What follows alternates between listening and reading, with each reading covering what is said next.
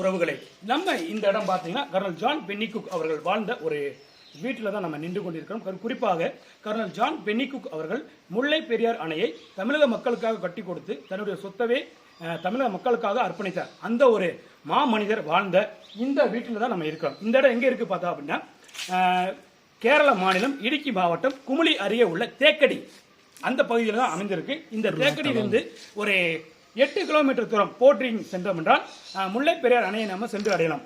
இந்த அணை கட்டுவதற்கு பல்வேறு மக்கள்கள் தங்களதான உதவிகளை செய்தார்கள். கர்னல் ஜான் பென்னிகுக் அவர்கள் பார்த்தோம் என்றால் தன்னுடைய சொத்தையை விற்று தமிழக மக்களுக்காக இந்த அணையை கட்டி கொடுத்தார். இந்த அணையின் ஒரு சிறப்பு என்னவென்றால் இந்த அணை 152 அடி வரை உயரம் கொண்டது. ஆனால் உச்சநீதிமன்ற தீர்ப்பின்படி 142 அடி வரை தண்ணீரை சேமித்து வைத்து தமிழக மக்களுக்கு இந்த தண்ணீர் நீர் ஆதாரமாக விளங்கி வருகிறது. குறிப்பாக தேனி, திண்டுக்கல், மதுரை, ராமநாதபுரம், சிவகங்கை ஆகிய 5 மாவட்ட மக்களுக்கு குடிநீர் ஆதாரமாகவும் விவசாயத்திற்கு பயன்படும் நீர் ஆதாரமாகவும் விளங்கி வருகிறது இந்த முல்லை பெரியார் அணை.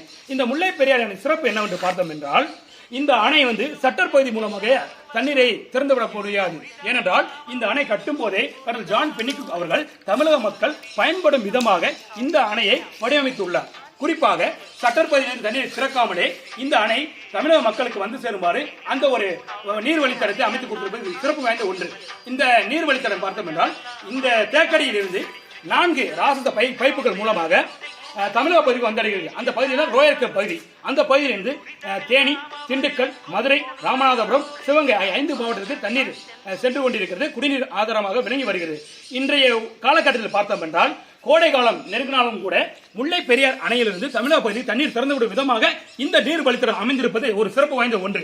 அப்பேற்பட்ட மாமனிதர் வாழ்ந்த இந்த வீட்டின் அருகே நம்ம நின்று கொண்டிருப்பது நாம் செய்த ஒரு பெரும் பாக்கியம் தான். குறிப்பாக இந்த பகுதியாக தான் கர்னல் ஜான் பென்னிகுக் அவர்கள் காலை வேளையில் அவர் தன்னுடைய நடைபயிற்சியை தொடங்கி உள்ளார். இப்ப பார்க்கலாம் இந்த ஒரு இடத்திலிருந்து உள்ள காட்டுப்பகுதிக்கு சென்றால் கூட இந்த நீர் வழித்தடத்தை நம்ம பார்க்க முடியும். இந்த நீர் வழித்தடம் அங்க இருக்கக்கூடிய தேக்கடி அணையில் இருந்து, அதாவது குறிப்பா முல்லை பெரியார் அணையிலிருந்து அந்த நீர் வழித்தடம் அப்படியே தமிழகத்துக்கு வந்து அடைகிறது.